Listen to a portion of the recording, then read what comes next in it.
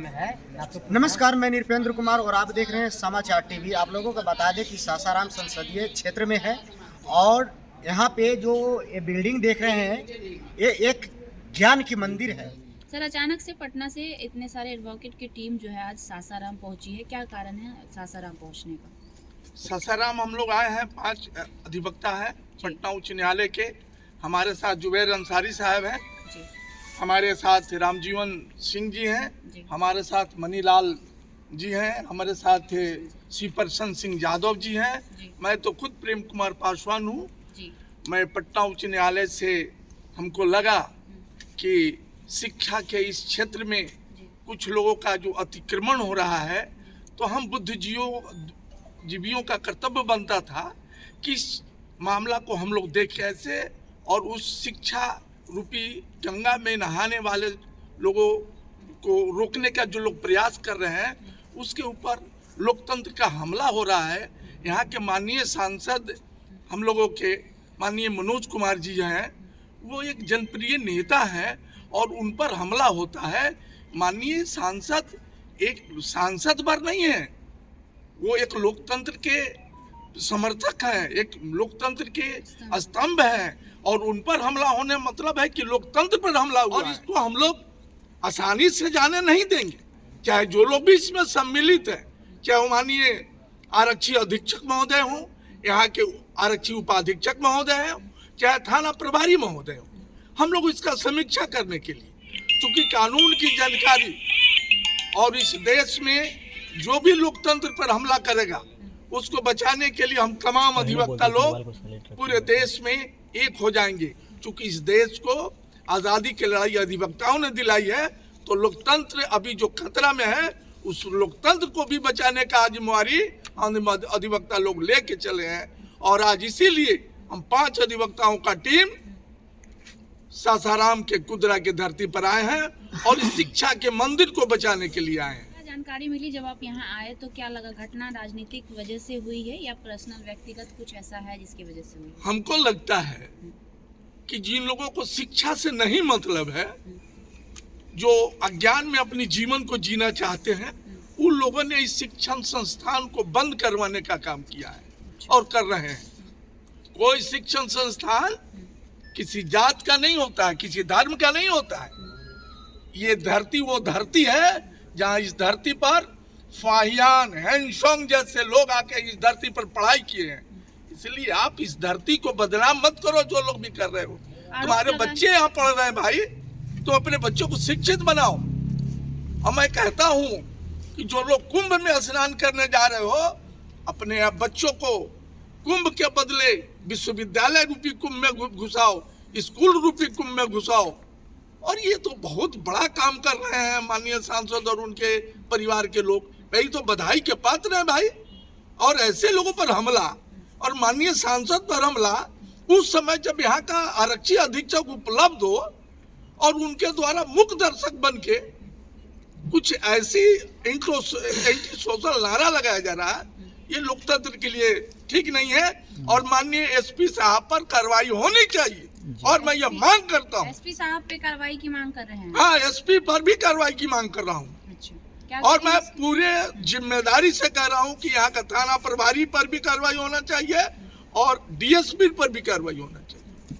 आपके नेतृत्व में यहाँ माननीय सांसद पर हमला हो जाता है। इस स्कूल पर भी कई सारे आरोप लग रहे हैं। यहाँ के जो लोकल नागरिक हैं उनका कहना है कि इस स्कूल के आड़ में गलत कार्य किए जाते हैं और ये स्कूल में धर्म पर भी सवाल उठ रहा है। कैसे देखते हैं? सवाल ये खड़ा होता है कि जब आरोप लगता है तो जो भी संबंधित अधिकारी हैं वो उसकी जांच करेंगे और वो जांच करके रिपोर्ट देंगे। जैसे अभी हम यहाँ आए हैं, यहाँ आने से जो हमें जानकारी मिली, इससे स्पष्ट होता है कि इस स्कूल पर हमला करने की गांव के लोगों का, जो यहाँ के नथुपुर गांव है, गांव के लोगों का साफ इरादा है।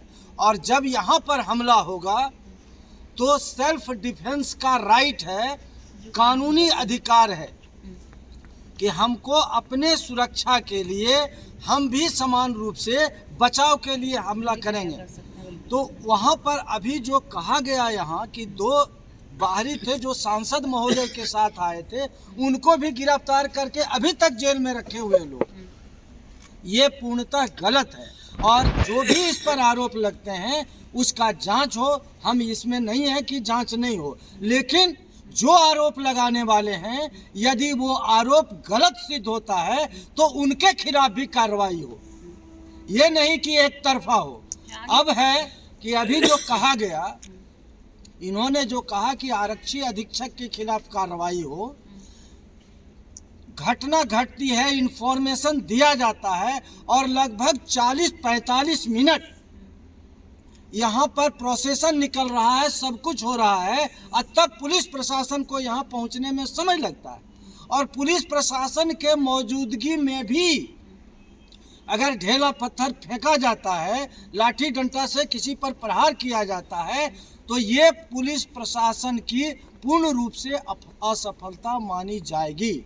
इसलिए इस घटना में हमको साफ दिखाई देता है, हम तमाम अधिवक्तागण हैं, इनको साफ दिखाई देता है कि ये किसी न किसी कारण पुलिस की लापरवाही भी है। जब जुलूस निकलता है तो जुलूस निकाला जा रहा है तो वहाँ पर इसे रहना चाहिए। गेट पर तोड़फोड़ किया जा रहा है, इसके लिए तो सब जुलूस करने वाले जिम्मेदार हैं। आप गेट पर क्यों हमला कर रहे हैं?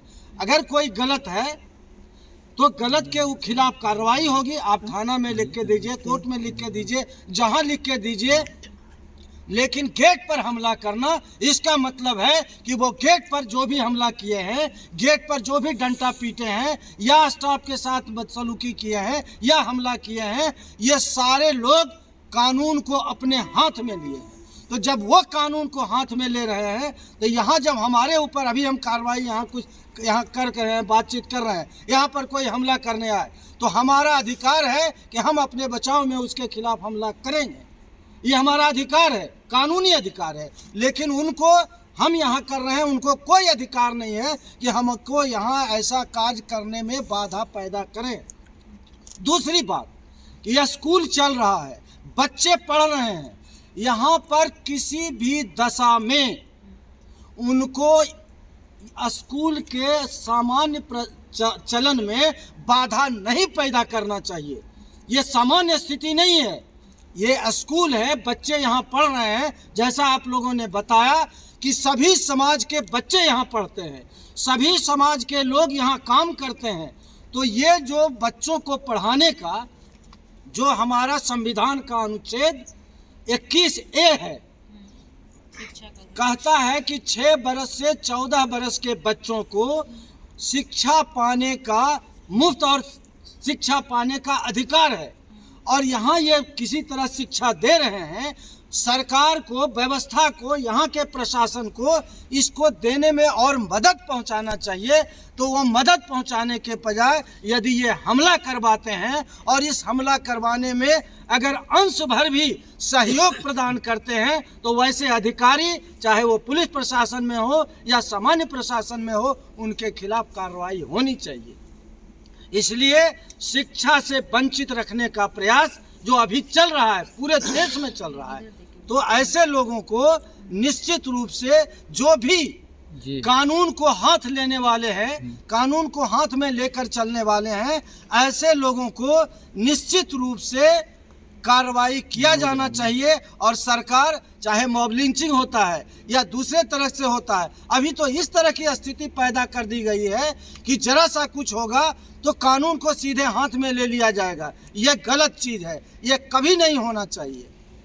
और हम डेमोक्रेसी में जी रहे हैं, हम राजतंत्रात्मक व्यवस्था में नहीं जी रहे हैं। जब हम डेमोक्रेसी में चल रहे हैं तो डेमोक्रेसी में कानून और संविधान, सबसे ऊपर संविधान है। जो संविधान के बारे में ये कहते हैं कि नहीं, संविधान सबसे ऊपर नहीं है, वो डेमोक्रेसी के और देश के साथ सही नहीं कर रहे हैं और वो संविधान के दुश्मन और डेमोक्रेसी के दुश्मन कहे जाएंगे। इसलिए ये शासन व्यवस्था, प्रशासन सब संविधान और कानून से चल रहा है और हर व्यक्ति भारत का उसको संविधान और कानून दोनों मानकर चलना चाहिए। इसलिए ये कानून के उल्लंघन करने वाले किसी को ऐसा नहीं किया जाना चाहिए कि संरक्षण दिया जाना चाहिए। और जो भी ऐसे अपराधी को मैं सीधे कहता हूँ कि ऐसे लोग अपराधी हैं, और अपराधी को जो भी संरक्षण देते हैं, चाहे वो राजनीति करने वाले देते हैं या दूसरे लोग, पुलिस प्रशासन हो या दूसरे प्रशासन के लोग हों, वो जो संरक्षण देते हैं, ये दोनों, चाहे राजनीति में रहने वाले लोग या अभी जो मीडिया के लोग हैं, जो ऊपर के हैं, जिनको गोदी मीडिया भी कहा जाता है, ऐसे लोग जो अपराधियों को संरक्षण देते हैं, वो लोकतंत्र के दुश्मन के रूप में खड़ा है, लोकतंत्र के वो हत्यारे हैं। इसलिए मैं आप जो यहाँ पर हैं इनसे अनुरोध करता हूँ, और हम अधिवक्ता लोग तो आवाज़ उठा रहे हैं। लोकतंत्र को बनाने में हम लोगों की भूमिका है, संविधान को बनाने में हम लोगों की भूमिका है, तो आज हमारी भूमिका लोकतंत्र को बचाने में भी। मनोज राम जी सांसद बने, तो सर वो दलित समाज से आते हैं सर, जब वो खुद सुरक्षित नहीं है तो सर उनके तमाम समाज के लोग जो दलित हैं, महादलित है, वो कैसे सुरक्षित होंगे सर? बात ऐसी है कि जब आप अमूलचूल बदलाव चाहते हैं व्यवस्था में और अपने दृष्टिकोण के मुताबिक समाज में संरचनात्मक बदलाव लाना चाहते हैं और वंचित तबके के बच्चों को विशेष करके अपलिफ्टमेंट चाहते हैं, तो जो एक धर्म विशेष में एक तबका ऐसा है जो प्रिविलेज लेके पैदा हुआ है और वो आज तक है, तो उसको खटकती है ये बात कि ये मामूली जो हमारे मतलब के आदेश पे हिलने डुलने वाला, नाचने वाला आज जो है इस तरह की बात कर रहा है। तो जैसे ही सांसद महोदय के परिवार ने इतनी बड़ी बिल्डिंग सेटअप की और नाम में लगा सेंट जॉन इंटरनेशनल स्कूल जी, तो जिनके बच्चे इस तरह के इंस्टीट्यूशन में एजुकेशन लेने के लिए बाहर राजधानी या इलाहाबाद कह लीजिए या वाराणसी में जाते हैं, जब देखा कि सेम फैसिलिटी जो है इस लोकल एरिया में उन बच्चों को मिल रही है जो कि इस तरह के सुविधा के उपभोग करने के लिए उनको शहरों में जाना पड़ता और वो बड़े घरों के होते हैं, तो ये बातें खटकी। और जब ये नाम है स्कूल का सेंट जॉन इंटरनेशनल स्कूल, तो नाम पे नहीं जाना चाहिए। उस तबके को लगता है कि ये सांसद महोदय के संरक्षण में ये धर्म परिवर्तन का जो है एक कार्यक्रम भी चलाया जा रहा है, जबकि पूछने पे पता चला कि सभी वर्ग धर्म के लोग जो है इसमें टीचर हैं, नॉन टीचिंग स्टाफ है और बच्चे भी हैं, उस गांव से भी लोग हैं जिस गांव के लोग हमलावर हैं। अब लोगों ने देखा कि एक मामूली बच्चा जो ब्लॉक में कल तक हमारे पीछे मतलब नेतागिरी में जिंदाबाद मुर्दाबाद करता था और हमारी इशारों पे मतलब सब कुछ कर लेता था, अब उस सांसद बन गया तो आंख में चुभने लगा। और कभी समांती ताकतों को ये अच्छा नहीं लगता कि कल होकर के मेरे सामने इसके बाप दादा जो है अधीन थे और ये आज इसके इशारे पर पूरी सिस्टम रन करती है। अब चूंकि उसी प्रिविलेज क्लास ले व्यवस्था संचालित करने वाले लोग जुड़े हुए हैं, हरिमोहन शुक्ला एसपी है, हमलावर जो है उसी वर्ग से है और जो मराया है वो सांसद है, 15 लाख जनता का प्रतिनिधि है, लोकतंत्र के मंदिर में प्रवेश करने वाला उस संसदीय निर्वाचन क्षेत्र का वो प्रतिनिधि है जिसको कभी जो है भारत के दूसरे उप प्रधानमंत्री जो है जगजीवन राम जी, उनकी सुपुत्री मीरा कुमार जी लोकसभा अध्यक्षा, प्रथम महिला लोकसभा अध्यक्षा, इस लोकतंत्र की मतलब की एक देन में से है, उसी में से गरीब का बच्चा कैसे आ गया? मतलब आप कहना चाहते हैं कि सांसद महोदय दलित हैं इसलिए उनके ऊपर जाहिर सी बात है, यही वजह है। अगर जैसे ही कोई दलित, कोई वंचित, कोई पिछड़ा, कोई पासमानदा मुस्लिम जो है व्यवस्था में अमूलचूल परिवर्तन और वही फैसिलिटी जो बड़े तबके के लोगों को मिलती है वही उनको देना चाहता है जो वंचित हैं, जो कभी सपने में भी नहीं सोच सकते, तो उनके ऊपर ये जो है धर्म के आड़ लेकर के और प्रहार करते हैं। जब हम व्यवस्था बदलते हैं तो वो आस्था को ले आते हैं और कहते हैं कि हमारी आस्था के साथ ये खेल रहा है और धर्म के नाम पर खेल करके हमारे भी लोगों को माइंडसेट जो है वास कर देते हैं और वो अपने ही लोगों के दुश्मन हो जाते हैं। यही एक खेल है। इतनी जरा सी बात समंदर को खल गई, कागज की नाव कैसे समंदर में चल गई। ये गरीब का बच्चा इतना बड़ा, आप देखती होंगी पटना जिसे अगर शहर में ये नाम ही होता, लेकिन मीडिया और फोकस अटेंशन नहीं मिलता है। यही काम जो हम यहाँ कर रहे हैं, यही काम पटना में करें, यही काम दिल्ली में करें, तो तीनों का तीन कंसिक्वेंसेस और उसका इफेक्ट होता है। तो वही बात है। आगे आपकी इसको लेकर क्या पहल रहेगी, क्या करेंगे आप? क्या अदालती लड़ाई लड़ेंगे आप मनोज राम से या उन सभी लोगों के लिए जिनके साथ ये कुछ हुआ है? हम लोग देखेंगे, इसकी समीक्षा करेंगे, जो भी जुडिशियरी का भी समीक्षा करेंगे हम लोग, और माननीय जो यहाँ के एसपी साहब हैं उनका भी कार्य का भी समीक्षा होगा, क्योंकि वही यहाँ के लोकतंत्र चलाने के लिए नहीं आए। हम लोग भी कानून के जानकार हैं, उनके पावर को समझते हैं, उनके अधिकार को समझते हैं, और आम जनता का क्या पावर है, क्या अधिकार है, वो भी हम लोग समझते हैं। साथ में स्कूल के एक स्टाफ मनीलाल भाई आप क्या कहेंगे सर इस विषय पर, कैसे देखिए, देखते हैं? सबसे बड़ी बात है कि हम लोग पटना से जो आए हुए हैं, यह एक फैक्ट फाइंडिंग टीम है पटना हाई कोर्ट के अधिवक्ताओं की।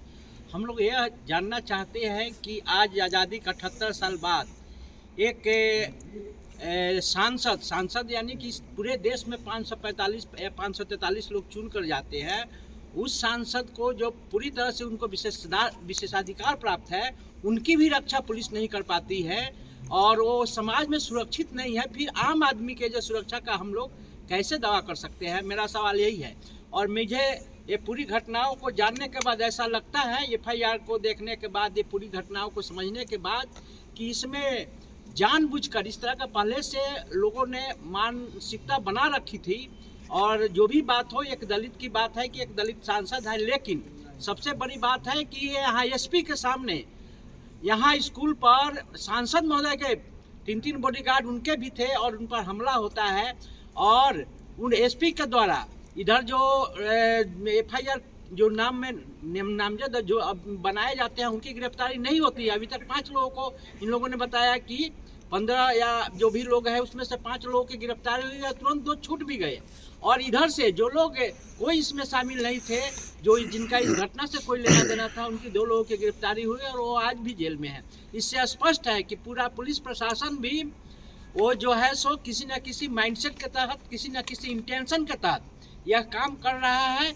और यह पूरे देश में अभी समाज जो संक्रमण के दौर से गुजर रहा है और इस तरह की बात हो रही है, तो यह बहुत ही गंभीर विषय है और लोकतंत्र का ये सबसे बड़ा खतरा है कि जब एक आम आदमी कैसे सुरक्षित रहेगा, एक आम आदमी कैसे आगे बढ़ सकता है जब सांसद सुरक्षित नहीं है जिसको विशेषाधिकार प्राप्त है। इसलिए हम लोग मांग करते हैं कि इस पूरी घटना की निष्पक्ष जांच कराई जाए, या जो भी पुलिसकर्मी है वो चाहे जितने भी बड़े ओहदे पर हो, और जो भी इस घटना में जो इसको कारित किया है उन पर कड़ी कार्रवाई की जाए, ताकि आगे इस तरह की घटना न हो और समाज में एक अच्छा संदेश जाए। यही हम मांग करते हैं इसके माध्यम से।